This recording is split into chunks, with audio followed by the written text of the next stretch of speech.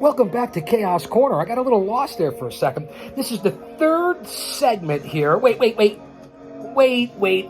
You know what Bully Ray said to me probably about 15 years ago? You know who Bully Ray is from Busted Open Radio, two-time Hall of Famer, WWE, TNA, perhaps one of the greatest tag team wrestlers of all time. You know, the what's up? You know, the Dudley Boys, Dudleyville. I know that you guys know. He told me one time when we were competing for the NWA World Tag Team titles, it was Team 3D against Diablo Santiago and Oman Tortuga, the Outcast Killers, escorted and led by under the tutelage of the GOC Big Daddy. That's right, it's me. He said, give the Guardian of Chaos 5 spots, he'll fuck up 4 of them. And I think I just did that. This is the second segment we're here covering, and this is how apropos after that. A complete idiot's guide to pro wrestling here in the executive boardroom at Chaos Corner. We were in the lounge. We were putting up all kinds of videos talking about analytics. Then we went on to talk about different things we've been covering, from AEW to the WWE to Ric Flair's last match to retro reviews. You get it all here as a one-man, unique, unedited, unscripted, no bells, no Patreon, no paywalls, no super chats, no nothing. You get the GOC on reality TV, and that's me. So we're back here, and we're covering something that I really wanted to cover. If you go back and check out the first segment, it was about 25 minutes here on the YouTube channel. It's from Saturday mornings to pay-per-view, wrestling in the media and on TV, and its inception. It's unbelievable. Follow me on all social media platforms. You know what they are. On Twitter, it's at Big Daddy GOC, and the GOC stands for the Guardian of Chaos.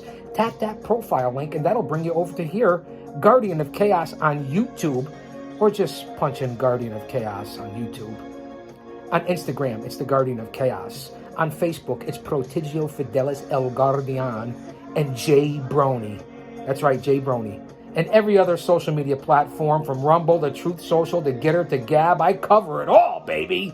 And we're here to finish up in, again, second part. Sorry for the pun, the excuse. Listen, I'm still on a Red Bull. I'm going to a power lift. You guys have been here. You've been great. Big shout out to the red and white there. You know, the 8-1. I just want to give it, you know, my brothers. That's when I graduated, 8-1.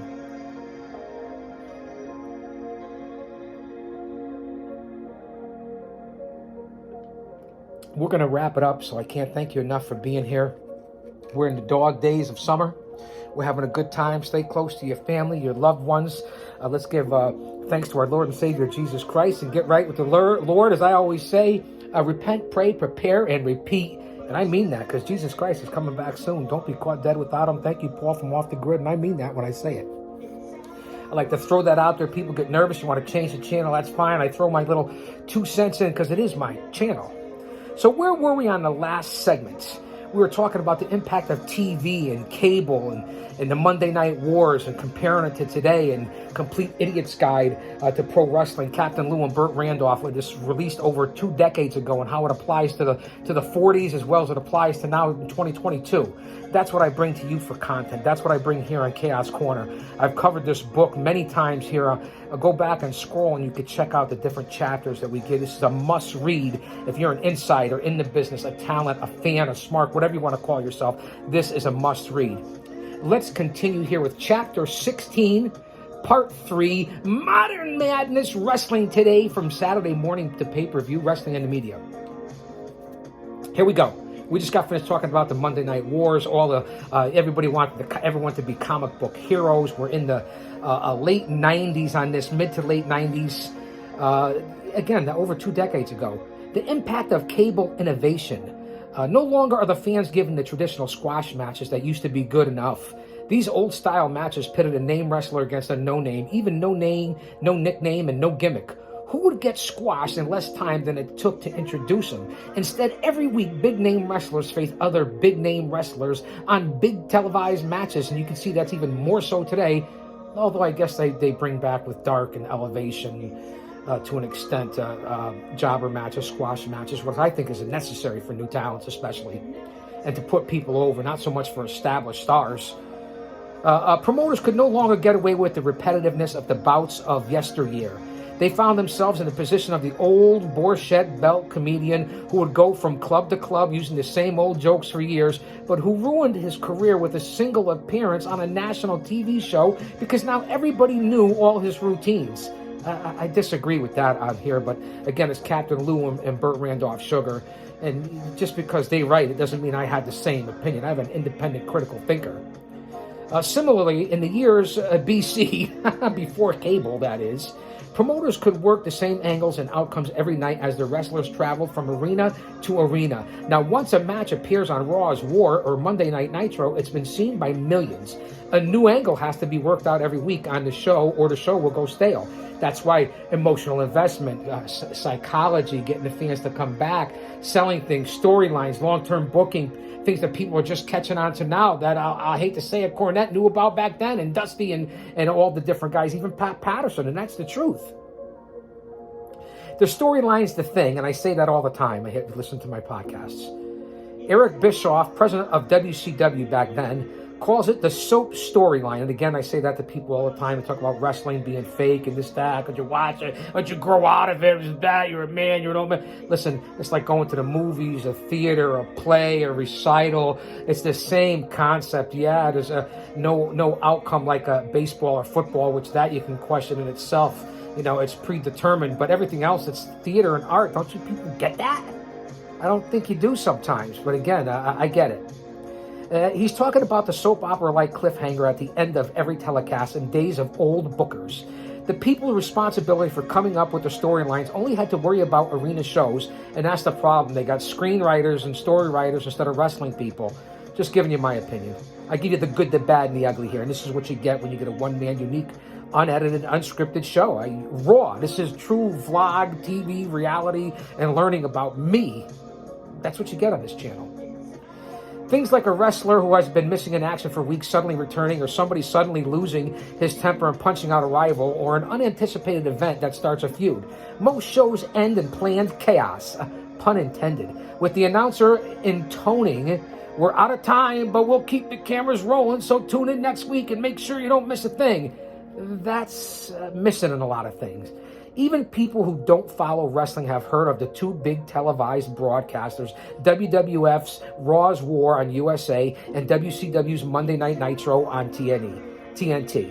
Those two shows are broadcast head-to-head, and they're only the two best known of all TV coverage on wrestling that's out there. And there's more than just the matches themselves on TV. There are talk shows too, and commercials are everywhere, hyping arena matches, televised bouts, pay-per-view events. It all means big bucks for wrestling, and that's what I say, whether it's Paradise Alley Pro Wrestling, whether it's 2022, whether it's 1992, whether it's 2002, 1982. I've been saying that for years. That's my experience coming into what I read and what I say here and put it all together on this channel. I take a little bit of everyone, listen to it, analyze it, and come up with my own experiences, the eye test, and believe in what I see and experience. That's what you get on this channel. So this hits home with me, and that's why I wanted to do this. The storylines and how much it means, and it just and how it was. At that point, I was in my middle to late 30s when it was the Monday Night Wars. I had already been trying to break into the business, been exposed to it as a young boy, 7, 8 years old, tried my hand in it, or met my first Samoan Dynasty legendary family when I was a teenager and in college. And then in college tried to go to the wrestling school, which I flopped at, and then walked away with my tails tucked in between my legs, and then traveled in the late 80s with NWA into the WCW, and then making my debut as a manager in 91, 92, until I officially walked away in like 07 or 08, and then, came back in different capacities outside the ring, not taking the bumps, and active to today, besides my brief hiatus of being in Orient and all that. So those are the things that hit close to me, and this hits close to me, this book, because I've lived it, and that's why I review it and cover it and give it to you guys here. And I could do this all day and make it relatable. Who else can do a show like this? Don't need a partner. Don't need somebody else with me, or commercials or breaks or ads. I put it out there in simplistic terms, and this is what you get, man. This is raw. How can you not watch this? Unless you didn't like my personality, which I find very fucking hard to believe, man. Think about my resume and background. Go back and check out some of the stuff. So we're talking about, here we are again at my point of where I was at certain times. The big explosion of 84, 85, 86, 87, of WrestleMania, the Mets winning the World Series, all that, MTV. I was at that time in my early 20s. And then we hit into the Attitude Era, where I'm in my early 30s as a man, where everybody, people are little boys and girls at that point. And then you get into the Monday Night Wars. I'm in the business, entrenched for 10 years already. And then working behind the walls for that point, 15 years already before I retired after my 25-year career behind the walls. And at that point, the Monday Night Wars, I'm in my late 30s. So let all that sink in of where this thing sinks in and where you're listening to now. My demographics exploding here in the 18 to 34 demographic when I'm at my age. So I appreciate you guys and taking my wisdom into play here. It means a lot to me. So we continue.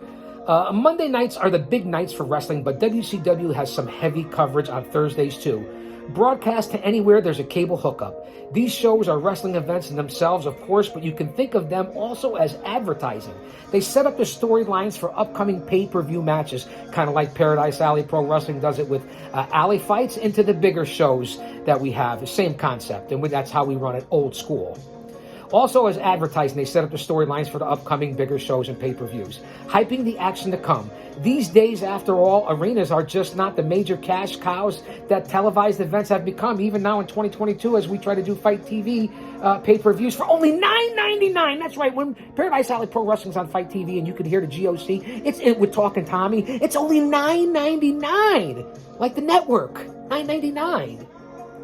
Wrestling always used to make a good living for the people involved in the sport, from promoters to wrestlers. But these days, a good living for a popular wrestler means something very different from the $100 purses of old take-on-all challengers bouts of wrestling's earliest days. Even sellout houses in big arenas don't generate the kind of income that commercial sports can bring. And again, this is over 2 decades ago. Let that sink in compared to what some of the indie guys are making now. Besides, when you watch a televised match, you may see crowds of fans cheering their heroes or booing their favorite villains. But don't be fooled. Lots of times, most of that crowd didn't even pay for their tickets. When a match is going to be televised, the people running the show want viewers to see a full house. Free tickets, comp tickets will be handed out if that's what it takes to fill every seat around the ring. But the money must be coming in from somewhere, right? Sold shows in the Northeast, Lombardy. I'm just saying. And where it's come from, it's endorsements, pay-per-view events, commercials, sponsors. There are still some big money matches at major arenas. But those are only a small part of wrestling's income. Like I always say, merch, concessions. I did that stuff years ago. I even had the legendary King Kong Bundy recognize me because, Big Daddy, you got merch everywhere, this, that. I got to start doing it. And he did. That makes me feel good. And even they depend on television to hype the matches and get the fans to turn out in droves. Let's go to Bert's Corner for a second. Some of wrestling's greatest early announcers include Dennis James, we've covered this before. Dennis James, Ray Morgan, Chris Schenkel, and Steve Allen. More recently, there are Vince McMahon Jr., Jim Ross, Tony Schiavone, Gordon Soley, Lord Alfred Hayes, Mean Gene Okerlund, Jesse the Body Ventura, Gorilla Monsoon, Bobby Heenan, and the Guardian of Chaos, Big Daddy. Thank you, Bert's Corner. I made the book, Complete Idiot's Guide. I appreciate that. With television being so important to the sport, here's listen up now.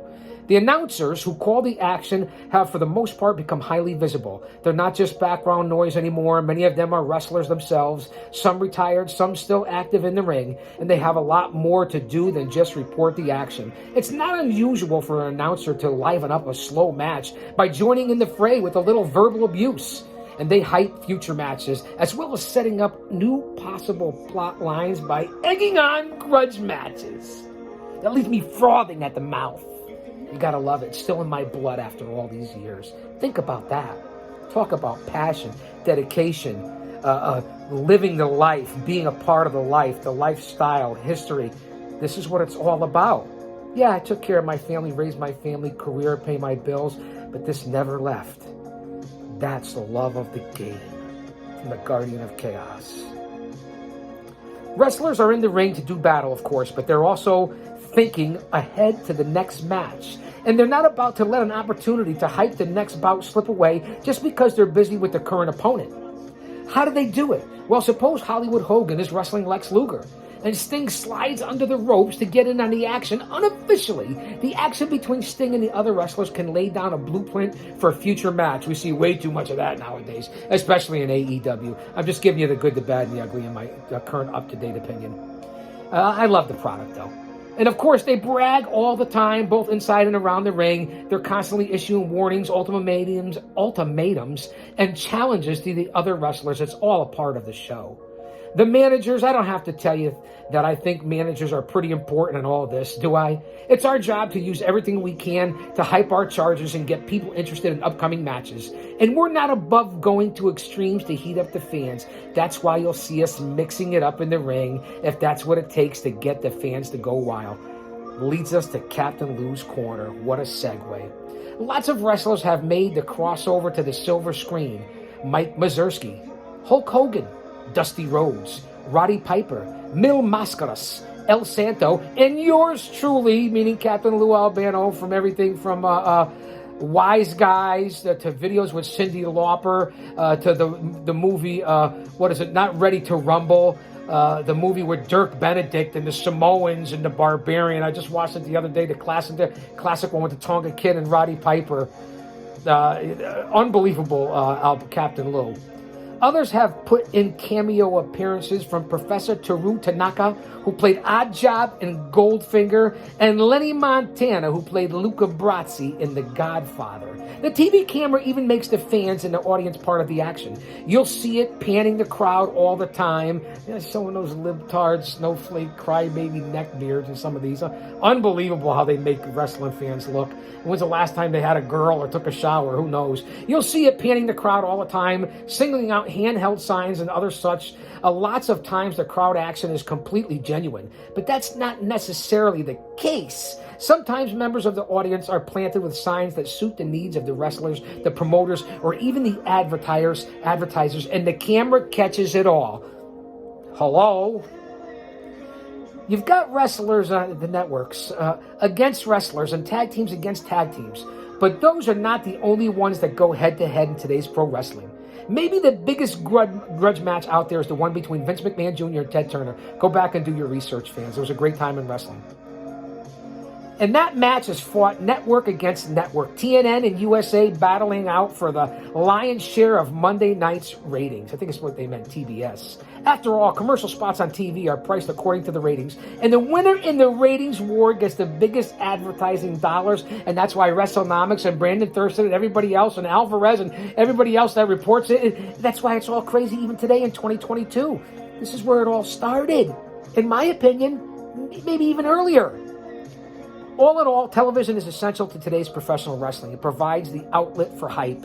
It gives a place where storylines can be developed, and above all else, it makes wrestling available to millions more fans than could ever fit into the biggest arenas. It brought in huge audiences. That's what it was intended to do. And what made superstars of today's real-life action figures of the ring.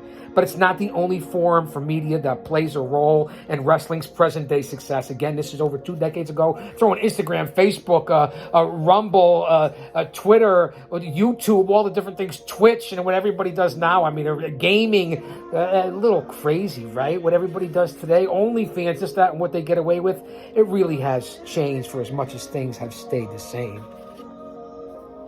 An interesting chapter 16, talking about the infancy from TV and pay-per-views, and looking back on the importance of announcers and the wrestlers and managers, the networks, the audience, and just all the different things, how TV developed and the different things that were used and really running over the Monday Night Wars. Again, I was already at a certain age at that time, but it really was something.